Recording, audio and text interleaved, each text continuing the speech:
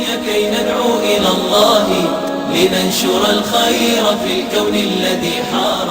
ونرسل العطر من روض الهدى الزاهي. End of Times, The Lost Chapters, آخر الزمان کے گمشدہ باب، نواں حصہ۔ اہل علم کا اتفاق ہے کہ ذوالقرنین نبی نہیں تھے بلکہ ایک نیک مومن بادشاہ تھے، جنہیں یہ لقب یوں عطا ہوا کہ وہ زمین کی دو انتہاؤں یعنی مشرق و مغرب کے درمیان سفر کیا کرتے تھے۔ کچھ مفسرین نے یہ بھی لکھا کہ یہ لقب ان کے روم اور فارس پہ حکمرانی کے باعث عطا ہوا، اور چند کے نزدیک وجہ ان کا 2 صدیوں تک زندہ رہنا ہے۔ ایک عرصے تک اس نقطے پہ بحث ہوتی رہی کہ کیا سکندر، جس کا تعلق مقدونیہ سے تھا، یا پھر سائرس اعظم دراصل ذوالقرنین تھے، لیکن نہیں۔ اکثریت اس بحث کو ہی لا حاصل سمجھتی ہے کیونکہ یہ ایک مختلف شخصیت تھے۔ ان کے دور کے بارے میں بھی اختلاف ہے۔ کچھ کے نزدیک وہ قرون اولا کے ایک آدمی اور یافس بن نوح کے بیٹے تھے، جبکہ چند علماء انہیں حضرت ابراہیم علیہ السلام کا ہمہ سرکراف دیتے فرماتے ہیں کہ کعبہ کی تعمیر میں انہوں نے بھی حصہ لیا تھا اور وہاں طواف کے بعد دعا کی تھی، جس کی برکت سے ان کا مشرق و مغرب کا سفر آسان ہو گیا تھا۔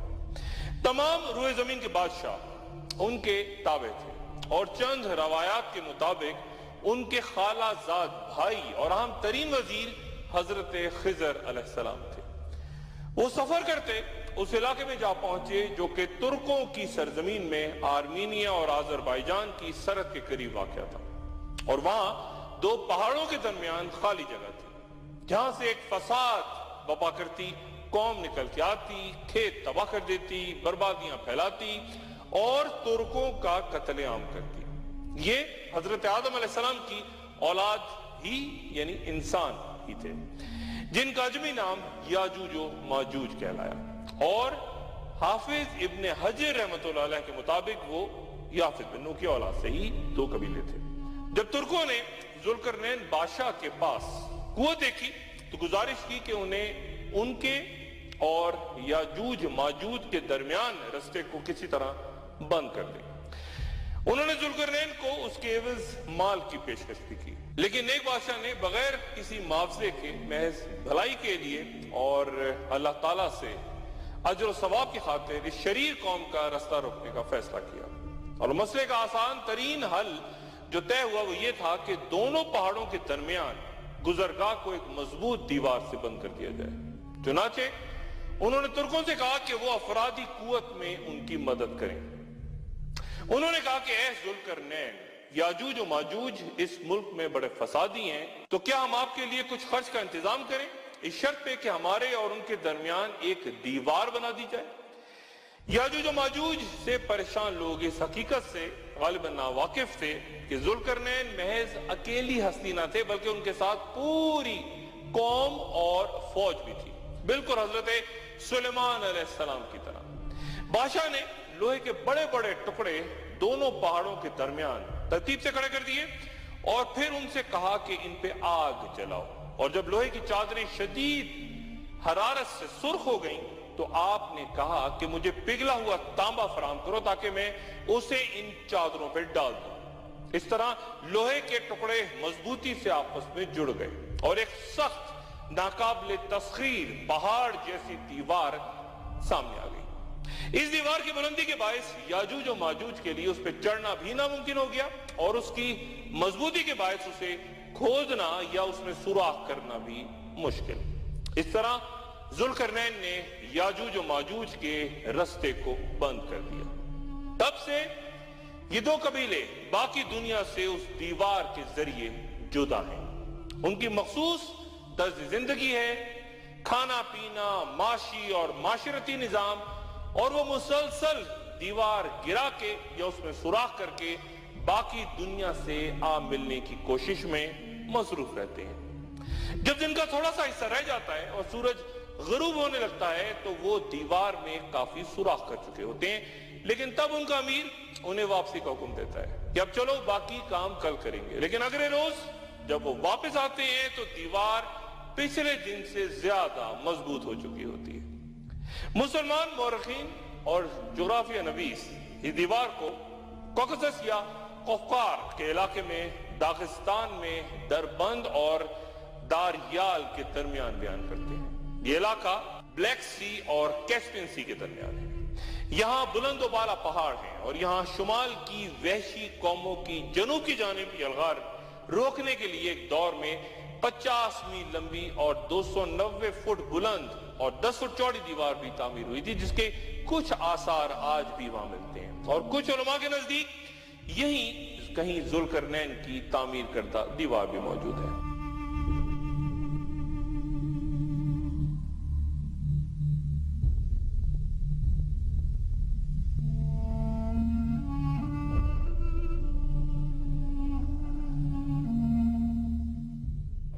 جب یاجوج و ماجوج کے خروج کا وقت آ پہنچے گا تو وہ تمام دن دیوار میں سوراخ کر چکے ہوں گے، اور سورج ڈھلنے کے وقت ان کا امیر کہے گا کہ چلو باقی کام انشاءاللہ کل مکمل کریں گے۔ اس سے پہلے ہزاروں سال تک ہر روز دیوار توڑنے کی کوشش کرتے یاجوج و ماجوج نے کبھی انشاءاللہ نہیں کہا تھا، وہ یہ لفظ غالباً بھول چکے تھے۔ ان مبارک الفاظ کی ادائیگی کے اگلے روز جب یاجوج و ماجوج واپس آئیں گے تو ہمیشہ کے برخلاف جہاں دیوار کا سوراخ خود بخود ہر روز بند ہو جایا کرتا تھا، اس دن دیوار کا سوراخ اپنی جگہ موجود ہوگا، اسی طرح جس طرح وہ چھوڑ کے گئے تھے۔ انتہائی پرجوش یاجوج و ماجوج تیزی سے دیوار کو سورج غروب ہونے سے پہلے توڑ دیں گے، اور یہی ان کا خروج ہوگا۔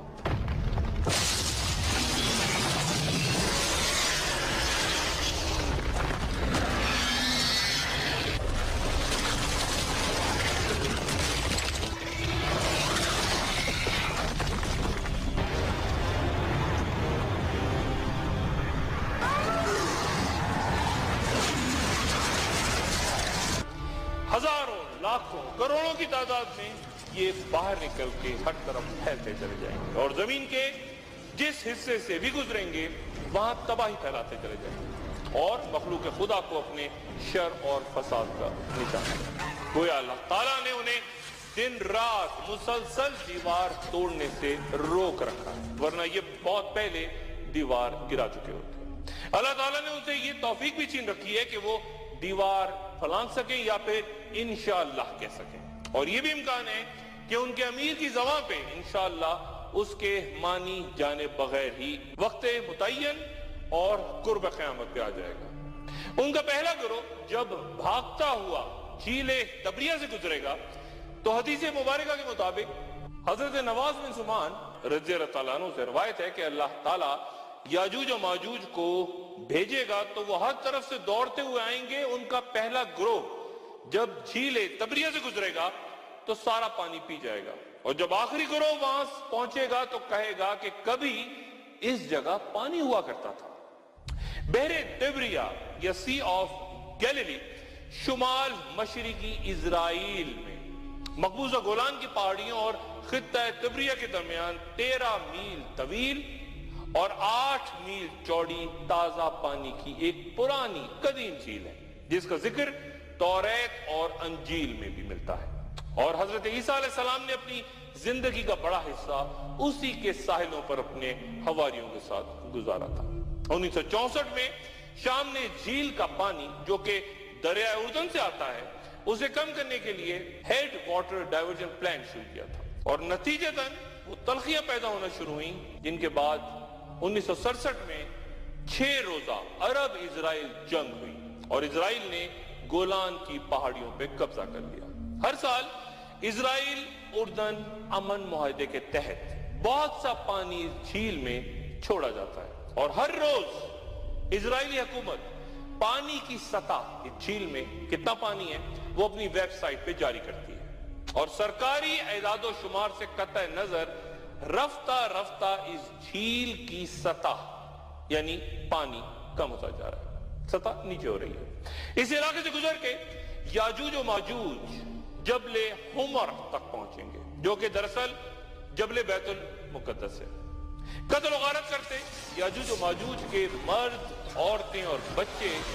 پھر اعلان کریں گے کہ جس طرح زمین پر ہمارا قبضہ ہو گیا اب آسمانوں پر بھی ہمارا قبضہ ضروری ہے۔ کفر اس حد تک بڑھ جائے گا کہ وہ آسمان پر تیر چلانا شروع کر دیں گے جو کہ خون سے رنگین ہو کے واپس زمین پہ گریں گے۔ اسی دوران دجال کے قتل کے بعد حضرت عیسیٰ علیہ السلام تک اللہ تعالیٰ کا پیغام پہنچ چکا ہوگا کہ وہ قوم نکل چکی ہے جس سے لڑنے کی طاقت کسی کے پاس بھی نہیں۔ اس لیے آپ یعنی عیسیٰ علیہ السلام اپنے ساتھیوں کے ساتھ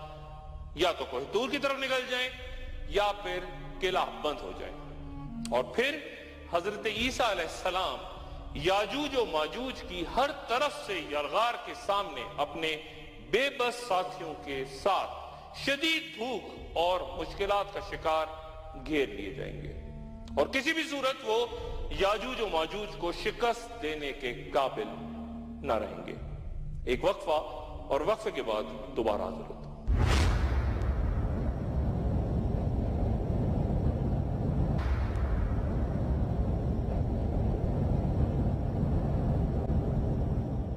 خوش آمدید۔ حضرت نوح علیہ السلام کے 3 بیٹے تھے، سام جن سے سامی یعنی عرب اور یہودی نسل چلی، حاب جن سے ایرانی، انڈینز، گریکس، جرمنز، آریا، اور یافس پہاڑی سے سلسلہ عبور کر کے شمال میں جا کے آباد ہو گئے، اور ان کے 10-12 بیٹوں میں سے 2 کا نام یاجوج ماجوج تھا، اور ان کی نسل بھی آگے یاجوج ماجوج ہی کہلائی۔ 2 الگ الگ قبیلے لیکن ایک ساتھ رہتے ہیں۔ یاجوج و ماجوج کی آخر الزمان میں خروج کی اہمیت کا اندازہ اس بات سے لگایا جا سکتا ہے کہ اللہ تعالیٰ نے لفظ دجال قرآن شریف میں استعمال نہیں کیا، لیکن اس فساد بپا کرتی قوم کا تفصیلاً ذکر ہے۔ سورہ کہف میں انہیں مفسدون فی الارض کہا گیا، یعنی جہاں اللہ تعالیٰ نے مختلف برباد ہوتی یا گناہگار قوموں کو چند گناہوں کا مرتکب قرار دیا، یاجوج و ماجوج ہر قسم کے شر میں مبتلا قرار دیے گئے، مذہبی، معاشی، معاشرتی، قتل و غارت کرتے، گویا تمام تر برائیاں جن کا تصور ہو سکتا ہے وہ شیطان قوم میں موجود ہیں۔ یہ مشرکین، عاد و ثمود، بنی اسرائیل، یہ کفار سے کہیں بڑھ کے ایک مکمل طور پہ الگ مخلوق جسے اللہ تعالیٰ نے آخر الزمان تک باقی دنیا کو الگ رکھا، ان سے محفوظ رکھا، اور یہ خدمت انجام دیتے ذوالقرنین کے عربی زبان میں 2 معنی لیے جاتے ہیں۔ 2 سینگوں والا، یعنی وہ کوئی 2 سینگوں والا تاج پہنتے تھے، یا پھر مشرق و مغرب کا سفر کرتے تھے، یا پھر روم و فارس پہ حکمران تھے۔ لیکن ایک اہم تشریح یہ بھی کی جاتی ہے کہ وہ 2 زمانوں سے متعلق ہیں، ایک وہ جب انہوں نے یاجوج و ماجوج کو قید کیا، اور ایک وہ زمانہ جب وہ رہا ہوں گے آخر زمان، اور جو کہ ذوالقرنین کے امن و سکون کے دور سے بالکل مختلف ہوگا مستقبل میں۔ یہ بات بھی واضح رہے کہ یاجوج و ماجوج بھی ذوالقرنین سے زیادہ طاقتور تھے، اسی لیے انہیں شکست نہیں دی جا سکی، صرف ان کا رستہ روکا جا سکا، اور جب ان کا خروج ہوگا تو وہ دجال سمیت کسی بھی فتنے سے زیادہ طاقتور ایک ایسی اکلوتی سپر پاور ہوں گے جن سے حضرت عیسیٰ علیہ السلام بھی نہ لڑ پائیں گے، اور لوگ اس طرح ان کے ساتھ شامل ہوتے چلے جائیں گے کہ ہر 1000 انسانوں میں سے 999 یاجوج و ماجوج بن جائیں گے۔ کوکسس کے وہ پہاڑ جہاں یاجوج و ماجوج کو قید کرنے کا بیان ہوا، سینکڑوں برس سے ان جگہوں پہ مورخین اور جغرافیے میں دلچسپی رکھتے لوگ سفر اور تحقیقات کر کے لاتعداد نظریات کے ساتھ سامنے آ چکے ہیں، جن میں سے ایک یہ بھی ہے کہ ان علاقوں میں ایک خزر سلطنت قائم تھی جہاں کئی قبائل نے یہودیت اختیار کر لی تھی، اور بڑی کامیابی سے ابتدائی دور میں یورپ جاتے مسلمان قافلوں کا رستہ بھی وہ لوگ روکتے تھے۔ کیون ایلن بروکس کی کتاب The Jews of خزریا میں اس سلطنت کا تفصیل سے ذکر کرتے یہ بھی بیان ہوا ہے کہ وہ مسلمان فوجیں جو بازنطینیوں اور اہل فارس کو شکست دینے میں کامیاب رہی تھیں، کس طرح خود کو ان خزرز کے سامنے بے بس پاتی تھی۔ بڑی تعداد میں اس علاقے سے یہودی پہلے روس اور یورپ اور پھر اسرائیل کو ہجرت کر گئے، اور کئی علماء کے نزدیک یاجوج و ماجوج بھی سلطنت خزر کے علاقے میں قید ہوئے تھے۔ ہجرت کرتی قوم نے عیسائیت بھی قبول کی، اور اس نظریے کو پیش کرنے والے انہی بنیادوں پہ یہودیوں اور عیسائیوں کا الحاق بھی بیان کرتے ہیں۔ ایک تشریح یاجوج و ماجوج کی جانب سے اہل زمین پہ غلبہ پانے کے بعد آسمانوں کی طرف تیر برسانے کی حدیث کی یہ بیان ہوتی ہے کہ یاجوج و ماجوج چونکہ آپس میں بھی لڑتے ہوں گے، اس لیے وہ اس مرحلے پہ جدید ترین ٹیکنالوجی کے ساتھ خلائی جنگ یا سٹار وارز میں بھی الجھیں گے۔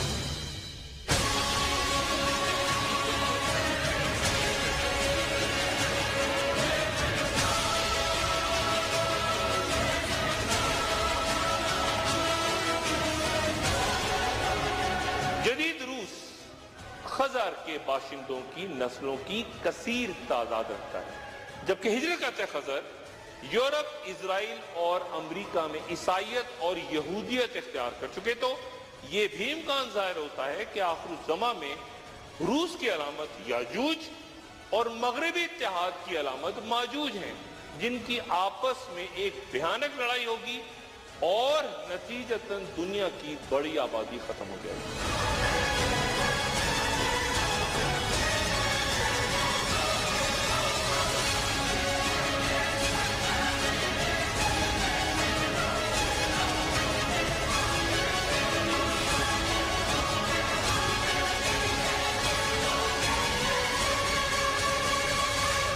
چند علماء کے نزدیک یاجوج اور ماجوج مستقبل میں آزاد نہیں ہوں گے، بلکہ خاموشی سے عرصہ پہلے آزاد ہو چکے ہیں، کیونکہ کہیں کوئی طویل آئینی دیوار دنیا میں نظر نہیں آتی۔ وہ کامیابی سے دنیا میں ایک واضح تقسیم، ذہنی اور فکری انتشار اور وہ تمام نفرتیں جنم دے چکے ہیں، لادینیت پھیلا چکے ہیں، اور ایک پراسرار سا ورلڈ آرڈر تشکیل پا رہا ہے، جہاں مختلف قومیں اور ریاستیں اس طرح سے سپارہ ہو رہی ہیں کہ پھر مشرق وسطیٰ اور بیت المقدس تمام تر معرکوں کا مرکز بنتا نظر آ رہا ہے۔ We are opposed around the world by a monolithic and ruthless conspiracy that relies primarily on covert means for expanding its sphere of influence. It is a system which has conscripted vast human and material resources into the building of a tightly knit, highly efficient machine that combines military, diplomatic, intelligence, economic, scientific, and political operations. Its preparations are concealed, not published. Its mistakes are buried, not headlined.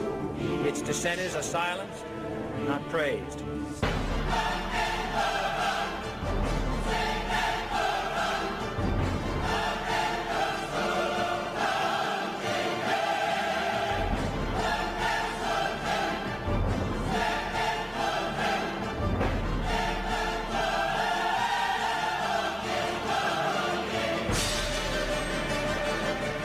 جو شخصیات یاجوج و ماجوج کے خروج ہو جانے پہ بزد ہیں، وہ یہ بھی بیان کرتی ہیں کہ ایسا رسول اللہ صلی اللہ علیہ وآلہ وسلم کی حیات مبارکہ کے دوران ہی ہوا، یعنی یاجوج و ماجوج کا خروج، اور متعدد احادیث دلائل کے طور پر پیش کی جاتی ہیں۔ ام المومنین سیدہ زینب رضی اللہ تعالی عنہا فرماتی ہیں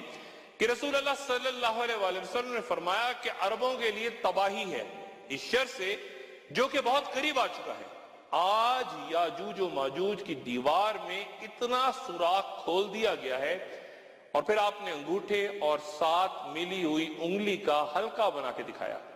سیدہ زینب رضی اللہ تعالیٰ عنہ فرماتی ہیں کہ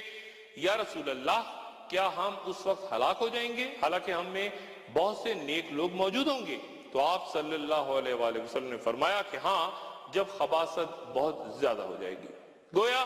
اس بیان کے دن ہی غالباً یاجوج و ماجوج کا رستہ کھل گیا تھا۔ اور پھر ایک اور حدیث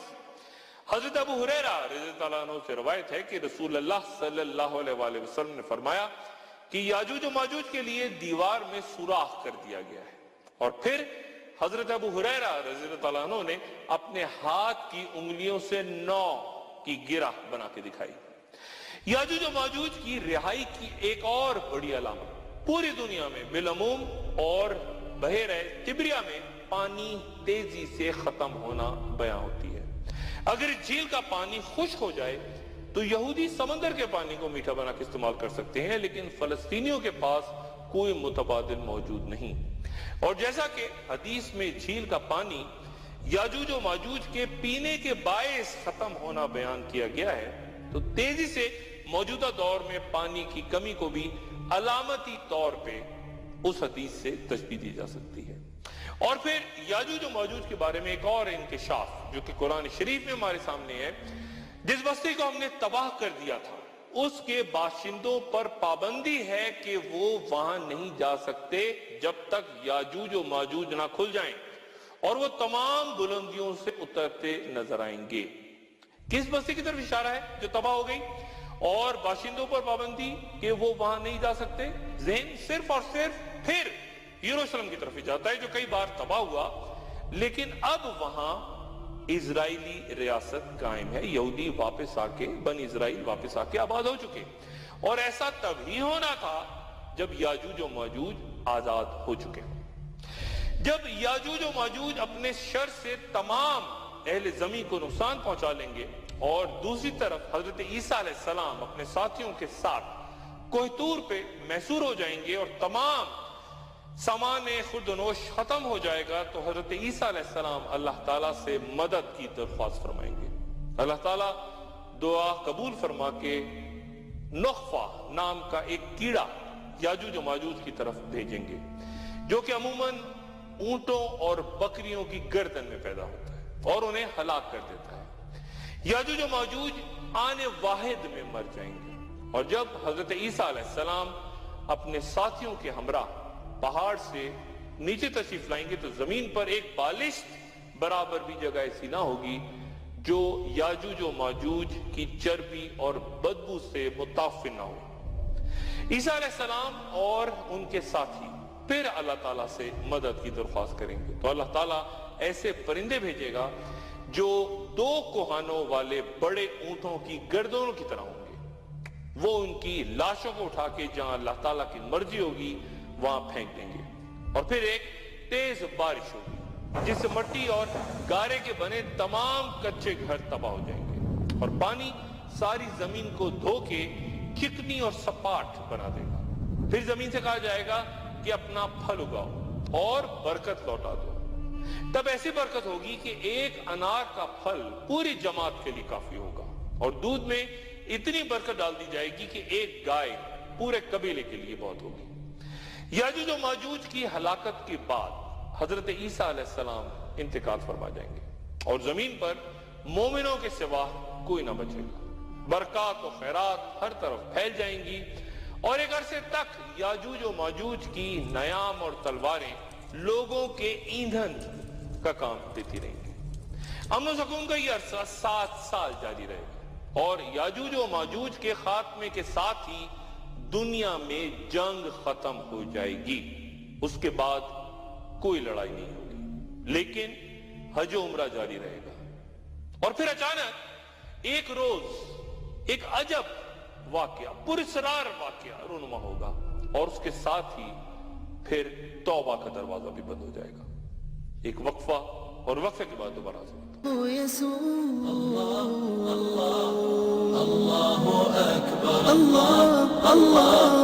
الله أكبر لا إله